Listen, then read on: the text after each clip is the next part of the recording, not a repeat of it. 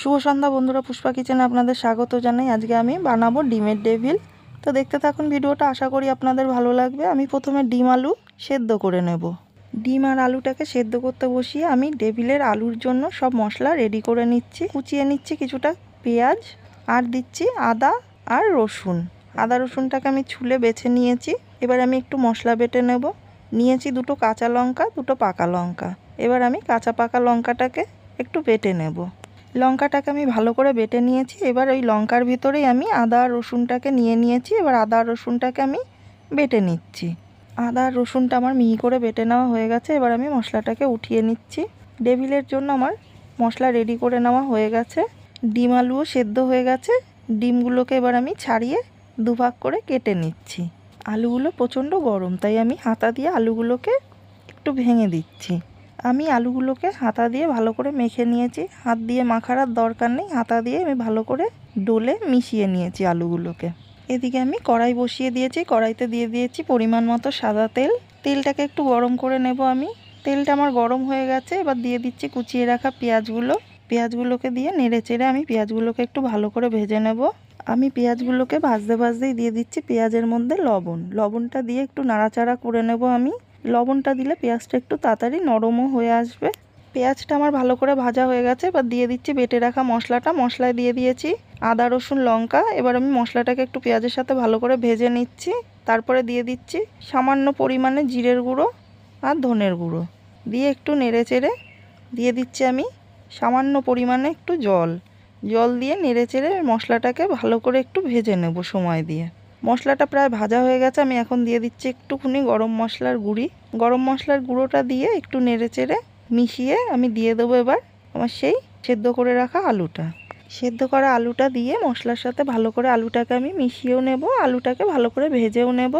আমি যেহেতু পেঁয়াজে আগের দিয়ে অল্প একটু লবণ দিয়েছিলাম, তো আমি এখন আর লবণ দেবো না। আমি মশলার সাথে আলুটাকে ভালো করে ভেজে নিয়েছি। এবার দিয়ে দিচ্ছি কুচিয়ে রাখা ধনেপাতা। ধনেপাতা দিয়ে নেড়ে চেড়ে আমি আলুর সাথে ভালো করে ধনেপাতাটাকে মিশিয়ে দেব। আলুটা নেড়ে চেড়ে আমি ভালো করে সময় নিয়ে ভেজে নিয়েছি। এবার আমি আলুটাকে নামিয়ে নেব। ডিমের ডেভিলের আলু রেডি হয়ে গেছে। এবার আলুটাকে আমি একটু ঠান্ডা করে নেব। একটা বাটিতে আমি কিছুটা বেসন নিয়ে নিয়েছি। বেসনটার মধ্যে দিয়ে দিচ্ছি আমি সামান্য পরিমাণের হলুদ আর অল্প একটু লবণ হলুদ দিয়ে আমি বেসনটাকে একটু মিশিয়ে নিচ্ছি। মিশিয়ে অল্প অল্প জল দিয়ে আমি একটা ব্যাটার গুলে নেব। বেশি পাতলাও না বেশি মোটাও না, মিডিয়াম রেখে আমি একটা ব্যাটার বানিয়ে রেখে দেব। এদিকে আলুটাও আমার ঠান্ডা হয়ে গেছে। হাত দিয়ে আমি আলুটাকে একটু ভালো করে মিশিয়ে নিচ্ছি। এবার আমি ডিমের ডেভিলগুলো বানিয়ে নেব। আমি অল্প করে আলু নিচ্ছি, নিয়ে কুসুমের দিকটা আলুর মধ্যে দিয়ে দিচ্ছি। এবার আমি লাগলে আরও অল্প একটু আলু দিয়ে ডিমটাকে ভালো করে আলু দিয়ে কভার করে নেব। আমি গোল করে একটা শেপ দিয়ে নিচ্ছি। দেখুন আমি কিভাবে একটা বানিয়ে নিচ্ছি। এইভাবেই আমি সবকটা ডিমের ডেভিল বানিয়ে নেব একে একে। ডিমের ডেভিল বানানোর জন্য আমি অল্প বিস্কুটের গুঁড়োও নিয়ে নিয়েছি। আমার সবকটা ডেভিল বানানো হয়ে গেছে। এবার আমি কড়াই বসিয়ে দিয়েছি। কড়াইতে দিয়ে দিচ্ছি পরিমাণ মতো সাদা তেল। তেলটাকে একটু ভালো করে আমি গরম করে নেব। আমি তেলটাকে গরম হতে দিয়ে বিস্কুটের গুঁড়োয় ভালো করে কোট করে নিচ্ছি ডেভিলটাকে। আমি একবার ভালো করে কোট করে নিয়ে তারপরে আমি বেসনে একটু ডুবিয়ে নেব। ভালো করে ডুবিয়ে তারপরে আবারও আমি বিস্কুটের গুঁড়োতে কোট করে নেব। আমি ডবল কোট করে নিচ্ছি। ডবল কোটিং করে আমি এবার জলে চুবিয়ে তারপরে আমি গরম তেলে ছেড়ে দেবো ডেভিলটা।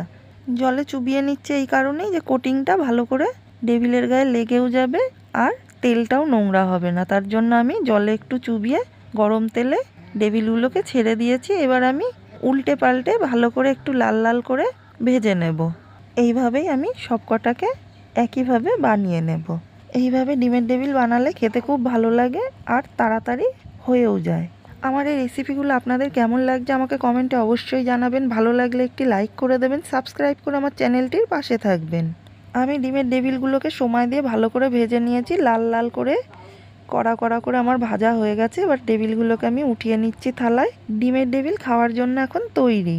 সন্ধ্যায় গরম গরম ডিমের ডেভিল আর সাথে সস দিয়ে আজকের মুখরোচক খাবারটি আমি পরিবেশন করলাম। খাবারটি আপনাদের কেমন লাগলো আমাকে কমেন্টে অবশ্যই জানাবেন।